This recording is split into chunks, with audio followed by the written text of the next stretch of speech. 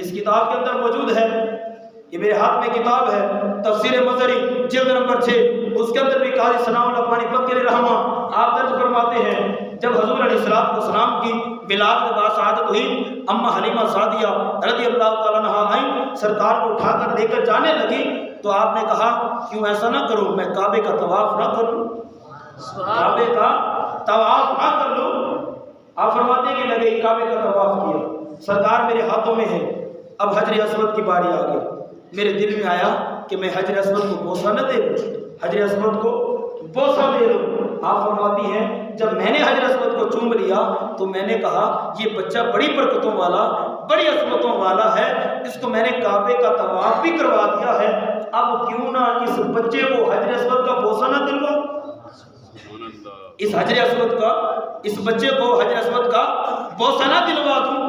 اللہ اکبر۔ اماں حلیمہ سعدیہ رضی اللہ تعالیٰ عنہا فرماتی ہیں کہ جب میں نے سرکار کو ہاتھوں میں اٹھا کر حجر اسود کے قریب کرنا چاہا، حجر اسود کے قریب کرنا چاہا کہ یہ حجر اسود کا بوسہ لے لے، اس کا رخسار جو ہے، اس کا چہرہ مبارک حجر اسود سے ٹچ کرا لوں، اس کے لبوں کو ٹچ کروا لوں۔ اللہ اکبر۔ حضرت اماں حلیمہ سعدیہ رضی اللہ تعالیٰ عنہ فرماتی ہیں کہ جیسے میں نے سرکار کو اٹھا کر حجر اسود کے قریب کرنا چاہا، میری نگاہوں نے کیا دیکھا کہ کعبے کی دیواریں پھٹ جاتی ہیں اور حجر اسود کعبے کی دیواروں سے باہر آ جاتا ہے۔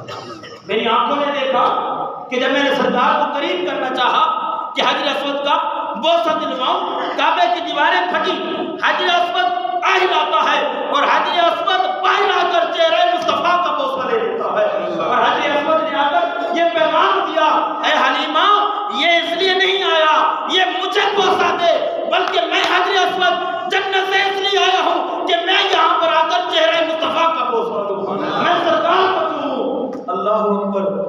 آپ فرماتے ہیں کہ حجر اسود کعبے کی دیواروں سے باہر آ گیا اور اس نے آ کر چہرہ مصطفیٰ کا بوسہ لے لیا۔ اللہ اکبر۔ پھر آپ ارشاد فرماتی ہیں کہ میں جب سرکار کو لے کر گئی اپنے گھر میں، کیا ہوا تھا؟ پہلے تو میرے گھر میں دیا نہیں جلتا تھا، چراغ نہیں تھا، اب کیا ہے؟ رات ساری رات میرے گھر سے نور نکلتا ہے، میرے گھر سے نور نکلتا ہے۔ میں کہتا ہوں حلیمہ تیری اس کوٹھڑی کے اوپر بھی ہم قربان، اپنی جان کا نذرانہ پیش کرتے ہیں کہ جس پتھروں کی کوٹھڑی میں آمنہ کا لال جا کر ٹھہرا تھا، مصطفیٰ ٹھہرے تھے۔ اللہ اکبر۔ وہ کسی نے کیا خوب کہا، حلیمہ دا چھپر کھجوری دے تھلے ہورا بچھالے نوری مسلے، عرش تلے فرش تلے کے عرش تک پہ گئی دعائی، حلیمہ نے لٹ لئی خدا دی خدائی، حلیمہ نے لٹ لئی خدا دی خدائی۔ آپ فرماتی ہیں پھر کیا ہوا؟ میرے قبیلے کی عورتیں میرے پاس آ گئی، انہوں نے آ کر کہا حلیمہ تو کون سی دولت لے کر آ گئی ہے، کون سا خزانہ لے کر آ گئی ہے؟ پہلے تو تیرے گھر میں دیا نہیں جلتا تھا، جب رات کا ٹائم ہوتا ہے بڑے بڑے خاندان کی امیر عورتیں بھی اپنے چراغ بجھا دیتی ہیں، دیے بجھا دیتی ہیں، مگر تو کون سی دولت لے کر آ گئی ہے کہ تیرے گھر میں دن کو بھی اجالا نکلتا ہے اور ساری رات بھی نور نکلتا رہتا ہے، اجالا نکلتا رہتا ہے، روشنی ہی روشنی رہتی ہے، کون سی دولت لے کر آ گئی ہے؟ اماں حلیمہ نے سب کو پکڑا اور سرکار کی بارگاہ میں لیا، جہاں سرکار نام فرماتے وہاں لے آتی ہیں اور آ کر ارشاد فرماتی ہیں سرکار کی طرف اشارہ کر کے، ماں کن نحتاج الی السراج من یوم اخذرہ، تم مجھ سے پوچھتی ہو میں کون سا چراغ جلاتی ہوں، کون سی دولت لے کر آئی ہوں؟ یہ میں دولت لے کر آئی ہوں، یہ جب سے سونا میری کلی میں آیا ہے، میری کوٹھڑی میں آیا ہے، بس یہ مسکراتا رہتا ہے، میرے گھر میں نور اجالا رہتا ہے، میں کوئی دیا نہیں جلاتی، کوئی چراغ نہیں جلاتی، کوئی فضول خرچ نہیں کرتی، بس جب سے یہ سونا میرے بیڑے میں آیا ہے یہ مسکراتا رہتا ہے، میرے گھر سے نور نکلتا رہتا ہے۔ اللہ اکبر۔ جب اماں حلیمہ نے سرکار کے یہ معجزات دیکھے، پڑھی یہ کتابیں، اگر نہیں پڑھی تو میں آپ کو بتاتا ہوں، ہر بات کا حوالہ پیش کرتا ہوں۔ آپ کے قبیلے کے اندر کوئی جانور بیمار ہو جاتا نا، اماں حلیمہ سعدیہ رضی اللہ عنہ قبیلے میں کوئی جانور بیمار ہو جاتا، کسی بچے کو چوٹ لگ جاتی، کسی عورت کو، کسی مرد کو، بوڑھے کو، جوان کو، کسی کو کئی تکلیف ہو جاتی، تو کیا کرتے تھے وہ اس بیمار کو اٹھا کر اماں حلیمہ کی کوٹھڑی میں لے آتے، اماں حلیمہ کی کوٹھڑی میں لے آتے۔ اچھا اماں حلیمہ کیا کرتی تھی، وہ جانور یا انسان یا عورت بچہ کوئی بھی بیمار ہے اس کو پکڑتی سرکار کے پاس لے آتی اور سرکار کے ننھے ننھے ید اللہ والے گورے ہاتھ نکالتی، سرکار علیہ السلام کے ننھے ننھے ہاتھ ید اللہ والے گورے گورے ہاتھ نکالتی، جس جانور کو، جس انسان کو، جس عورت کو، جس بچے کو جہاں پر تکلیف ہوتی تھی نا، اماں حلیمہ سرکار کے ہاتھ کو وہاں پھیر دیتی تھی۔ وہ جانور ہے، وہ انسان ہے، وہ کوئی بھی ہے، جس کو جہاں تکلیف ہے، درد ہے، کچھ بھی ہے، اماں حلیمہ جب سرکار کا ننھا ننھا ہاتھ اس کے مرض کے اوپر پھیرتی تھی، رب کائنات سرکار کے ہاتھ کی برکت سے مریض کو شفا دے دیتا تھا۔ وہ جانور ہوتا اسے شفا مل جاتی، بزرگ ہوتا اسے شفا مل جاتی، وہ عورت ہوتی اسے شفا مل جاتی، وہ بچہ ہوتا رب کائنات سرکار کے ہاتھ کی برکت سے مریضوں کو شفا دے دیا کرتا تھا۔ یہ سرکار کی عظمت تھی، سرکار کی شان تھی کہ آپ اماں حلیمہ سعدیہ رضی اللہ تعالیٰ عنہ کے پاس رہے۔ آخری بات کیا ہے گفتگو ختم۔ حضرت عباس رضی اللہ تعالیٰ عنہ سرکار کے چچا ہیں، سرکار کی بارگاہ میں بیٹھے ہیں، یہ اس کتاب کے اندر موجود ہے البرہان فی الخصائص حبیب الرحمن کے اندر۔ آپ فرماتے ہیں، عرض کرتے ہیں یا رسول اللہ، جب آپ اماں حلیمہ سعدیہ کے گھر تھے نا تو میں ایک دفعہ آپ سے ملنے کے لیے آیا، آپ سے ملنے کے لیے آیا۔ اب سرکار 2-2.5 سال رہے تو سرکار کی عمر وغیرہ کتنی ہوگی، سال ہوگی، 6 مہینے، جب بھی گئے، جب سرکار سے ملنے گئے، عرض کرتے ہیں آقا جب میں آپ سے ملنے آیا میری نظر اچانک آسمانوں پر پڑی، 14ویں رات کا چاند ہے، چمک تو رہا ہے، لیکن منظر کیا دیکھا کہ کبھی وہ ادھر جا رہا ہے، کبھی ادھر جا رہا ہے، کبھی ادھر جا رہا ہے، کبھی ادھر جا رہا ہے۔ میرے پاؤں سے زمین نکلی، میں نے سوچا کہ یہ قیامت تو نہیں آ گئی، کہ یہ چاند کو کیا ہو گیا، یہ پہلے تو نہیں ہلتا تھا، آج کیوں ہل رہا ہے، کہیں قیامت تو نہیں آ گئی۔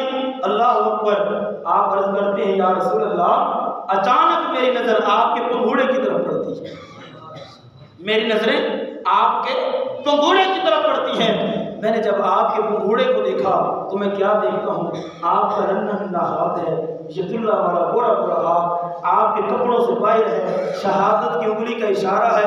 بس جب آپ کی شہادت کی انگلی کا اشارہ ادھر ہوتا ہے، آسمانوں کا چاند ادھر چھپ جاتا ہے، جب انگلی کا اشارہ ادھر ہوتا ہے، آسمانوں کا چاند ادھر چھپ جاتا ہے۔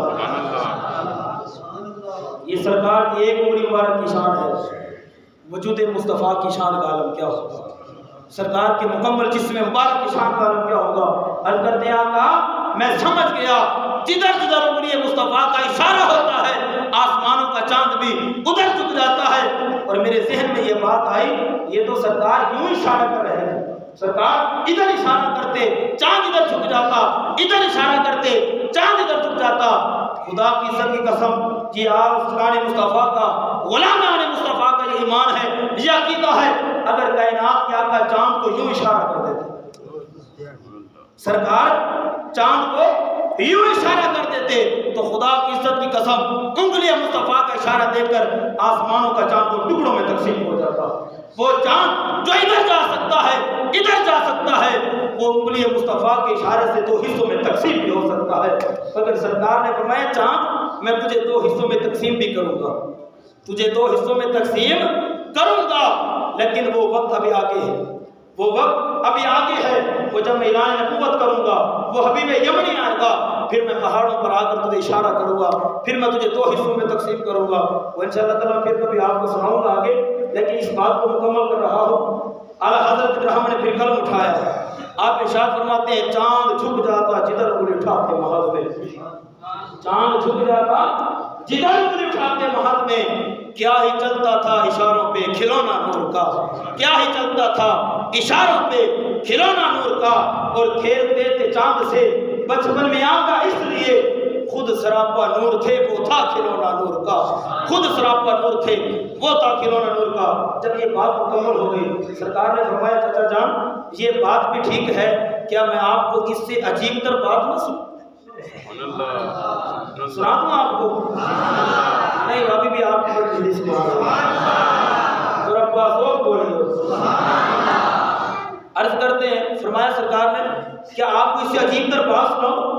اللہ اکبر، صحابہ حیران ہیں کہ یا رسول اللہ اس سے بھی عجیب تر بات ہو سکتی ہے؟ فرمایا ہاں میں آپ کو سناتا ہوں۔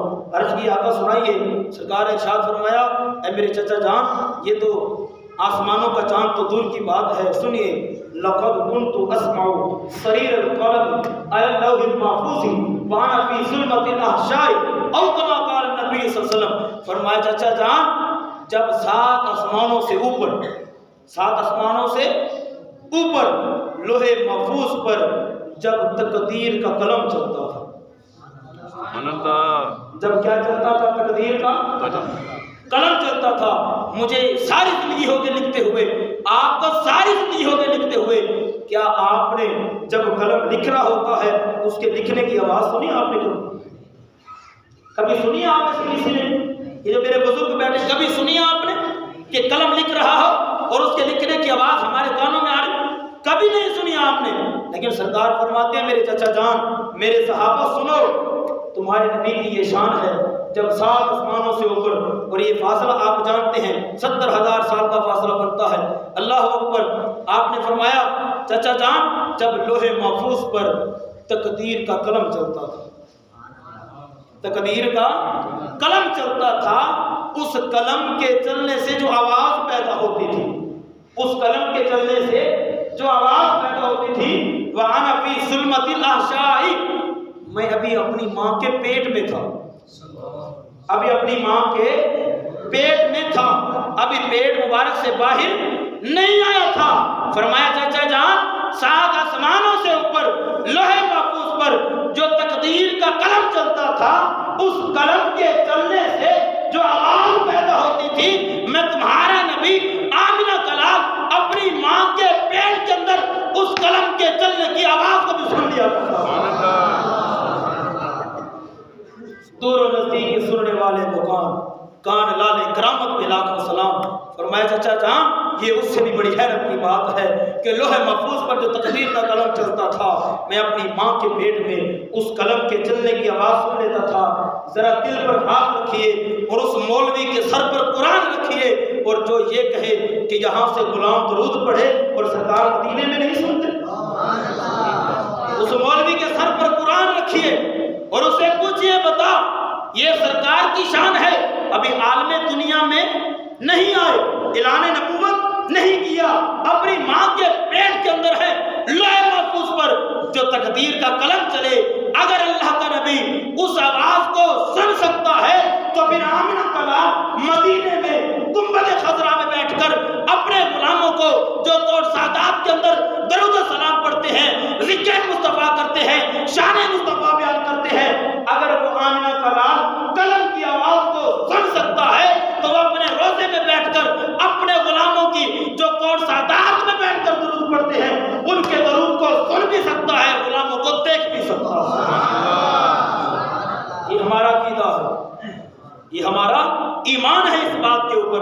अगर सरकार कलम के चलने की आवाज को सुन सकते हैं, तो मोहम्मदी मस्जिद के गुलामों की दरूद को भी सुन सकते हैं। अल्लाह ताला हमें अमल की तौफीक अता फरमाए। इंशाअल्लाह ताला अगले जुमे जो मौजू मैंने आपके लिए चुना है, वो नामे मोहम्मद सल्लल्लाहु अलैहि वसल्लम की शान क्या है, नामे मुस्तफ़ा की शान क्या है। अल्लाह ताला हम सब की हाज़िरी को